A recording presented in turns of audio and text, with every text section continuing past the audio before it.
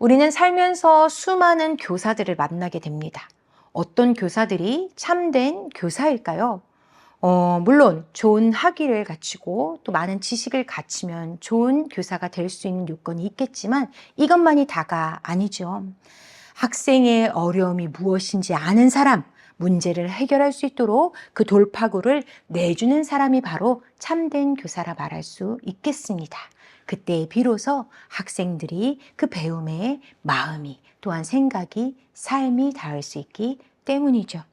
이러한 교사의 삶은요, 교직이나 강단에 서는 이들만이 아니라 바로 우리 모두가 삶의 모든 순간에서 다른 이에게 본보기가 되며 깨달음과 영감을 주는 그러한 역할을 하게 되어 있다는 것을 우리는 기억할 필요가 있습니다.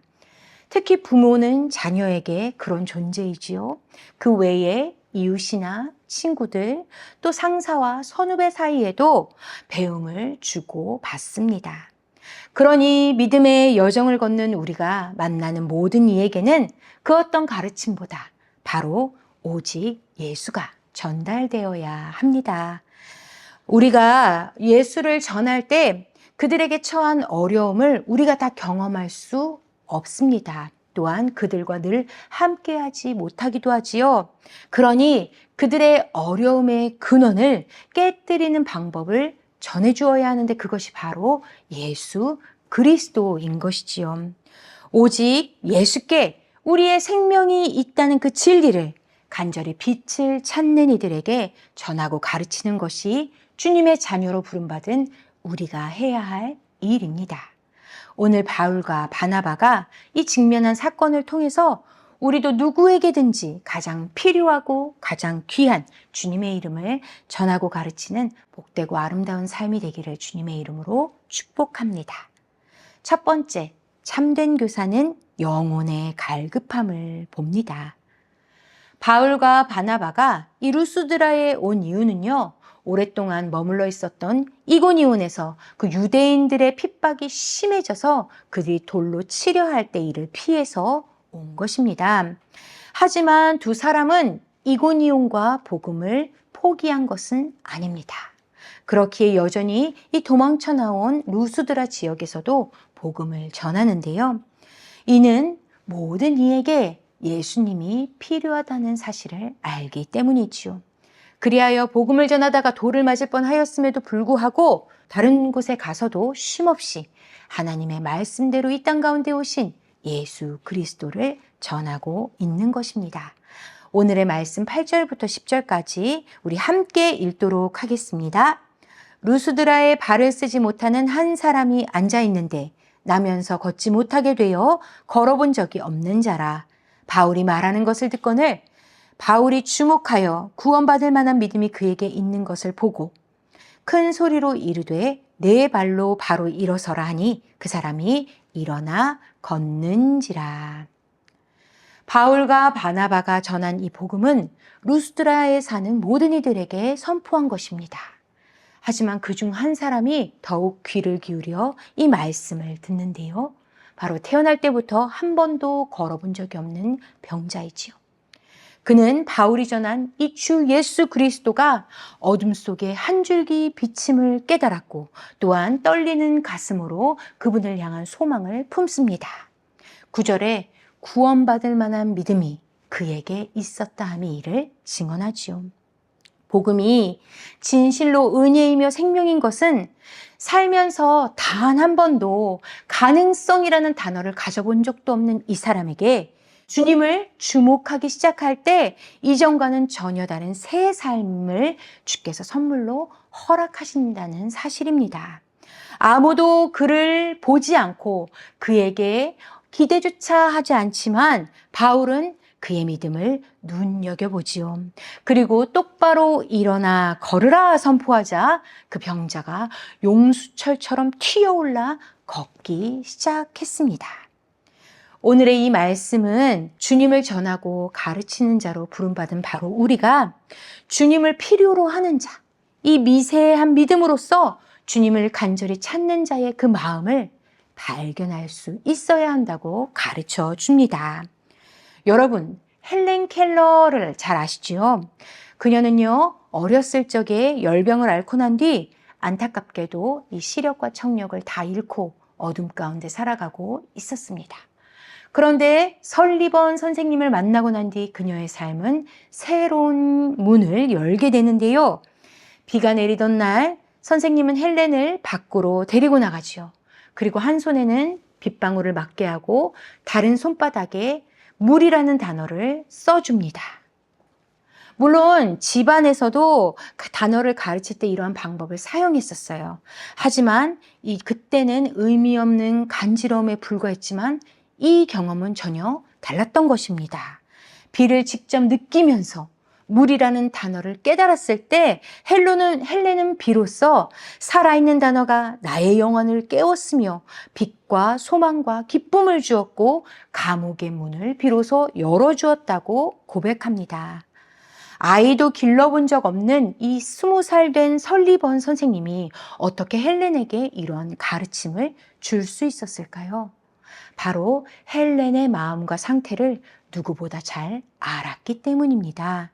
설리번 선생님도 어릴 적 시력을 잃을 뻔했습니다. 그래서 시각장애인 학교를 다니면서 여러 번의 수술을 통하여 부분적으로 보게 된 그러한 상태에 있던 사람이었던 것이죠. 비록 설리번 선생님은 세상은 누구보다 잘 볼 수 없었을지 모르지만 헬렌의 마음과 그의 필요는 더욱 잘 볼 수 있었기에 가장 완벽한 선생님이 될 수 있었던 것입니다. 존귀한 성도 여러분, 하나님의 말씀을 전하는 교사도 영혼을 살필 수 있어야 합니다. 심령술이 아닙니다. 성령의 뜻과 은혜를 간구하면서 모든 사람에게 주님이 필요하다는 사실을 아는 것입니다. 그리고 주님을 전하는 것은 결코 우월한 마음으로 하는 것이 아니죠. 우리도 주님을 알지 못하고 내 의지대로 살아가던 그 삶이 얼마나 칠흑과 같은 어둠이었으며 고통이었는지를 잘 알고 있기에 우리 앞에 있는 그 이에게 가장 필요한 것, 가장 귀한 것, 바로 오직 예수를 담대히 전하는 참된 교사가 되어야 하는 줄 믿습니다. 바울은요, 그 병자를 고칠 때 손을 내밀지 않았습니다. 그에게 손을 대지 않았어요. 왜 그랬을까요? 이는 그를 고치는 권능이 자기의 힘이 아니라는 것을 보여주기 위함이었습니다.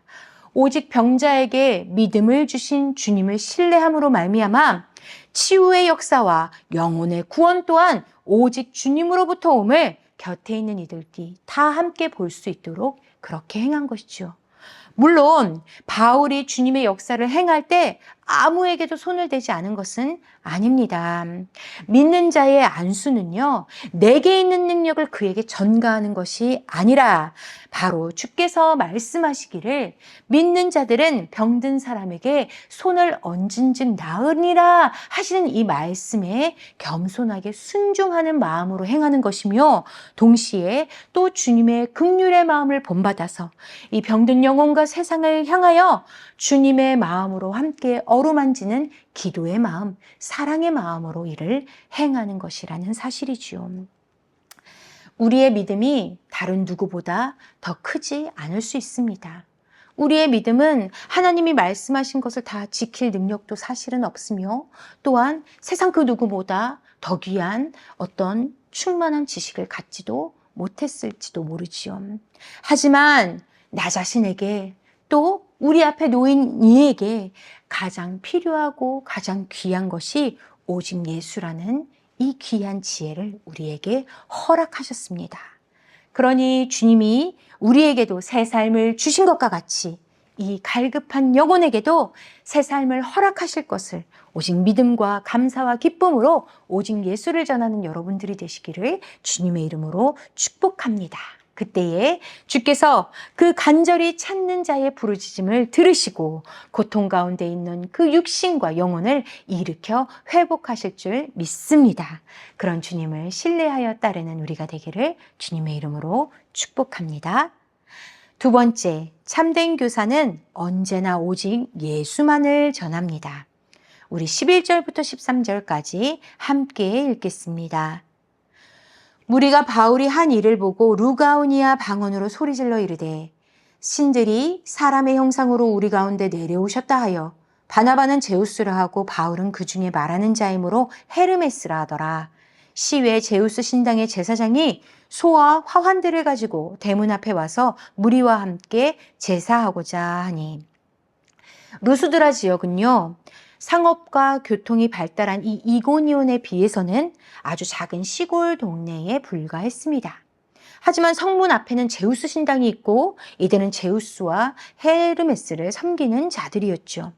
이 작은 도시에서 이렇게 제우스 신을 섬기는 일에 열심이었던 것은 이 지역에 있는 이 언덕이 바로 로마 시인이 쓴 시인화의 배경이 되었었기 때문입니다.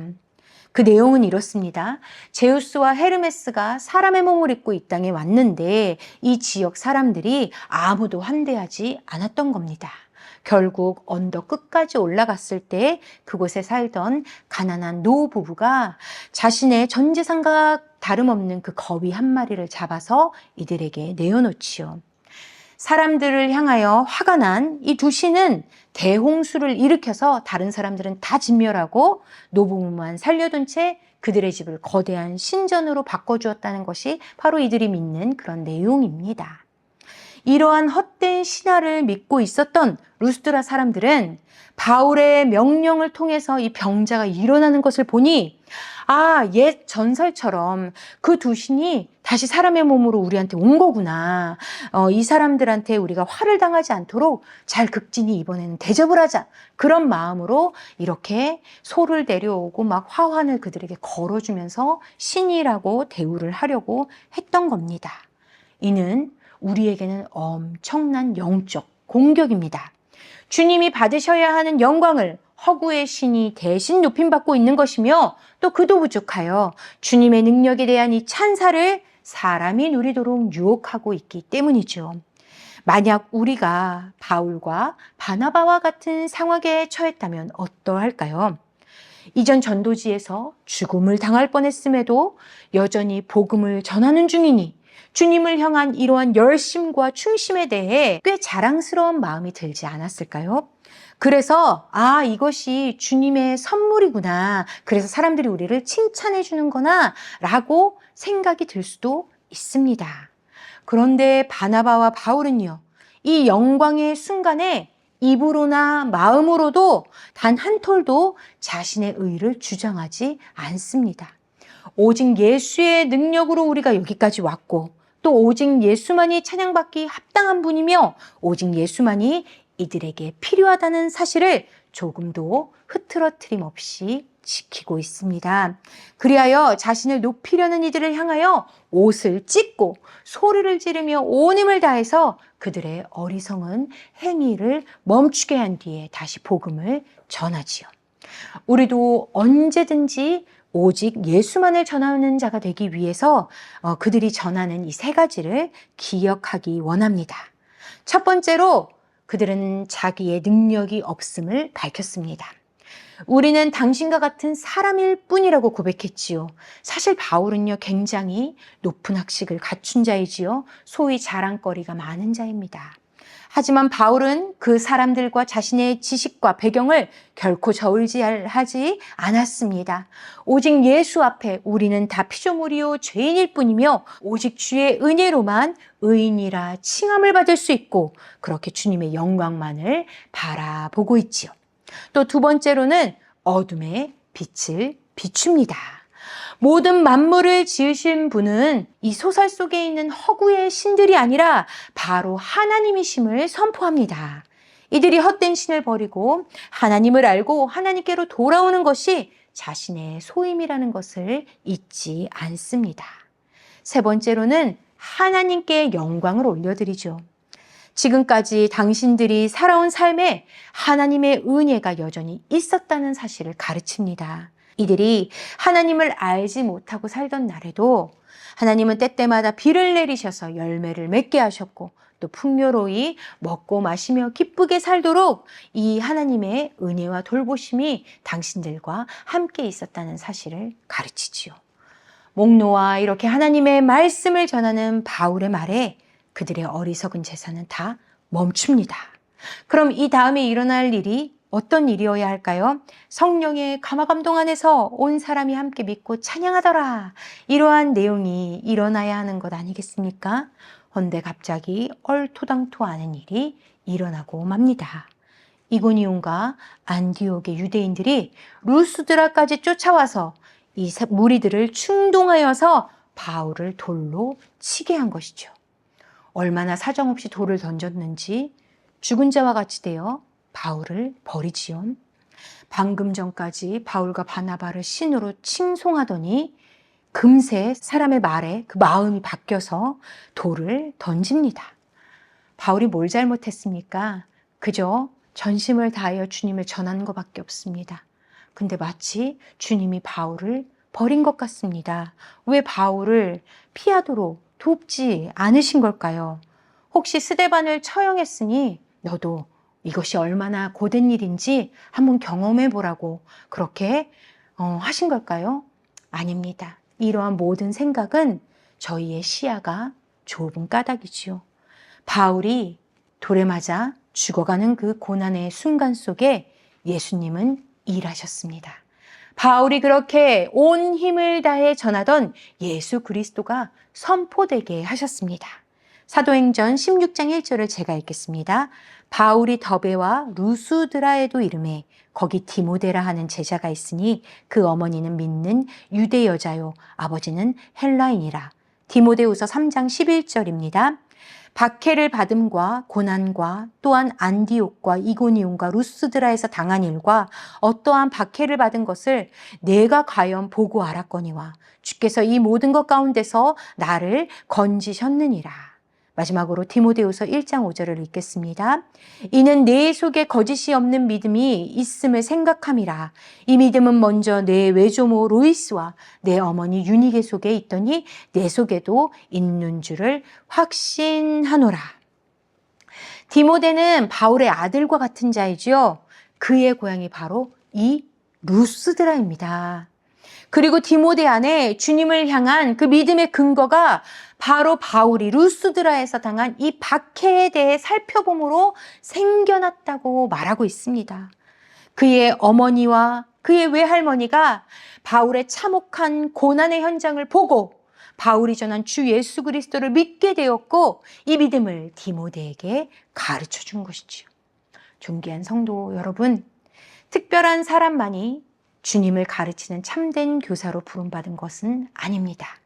먼저 믿음에 거한 조부모, 부모가 자녀를 위해 가장 귀한 것을 전해주는 참된 교사입니다. 우리는 그저 주님이 우리에게 행하시는 일을 전하면 되는 것입니다.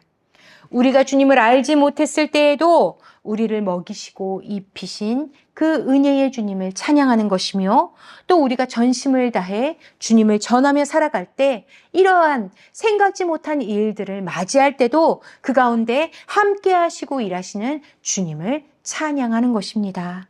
안진뱅이를 일으키시는 것도 주님이시오. 또한 돌에 맞아 죽은 자와 같이 되었던 바울을 다시 살리신 것도 주님이십니다. 이러한 우리의 주저앉은 삶 또한 가망성이 없어 보이는 삶을 일으키시는 것이 바로 주님이십니다. 바울에게 주께서 이러한 은혜를 허락하시니 그는 다시 루스드로와 이고니온 자신을 핍박하고 죽이려 했던 이들에게 다시 나아가 복음을 전할 용기와 또한 긍휼의 마음을 얻을 수 있었습니다. 우리도 이와 같이 주님의 마음을 아는 그러한 참된 교사가 되기를 축복합니다.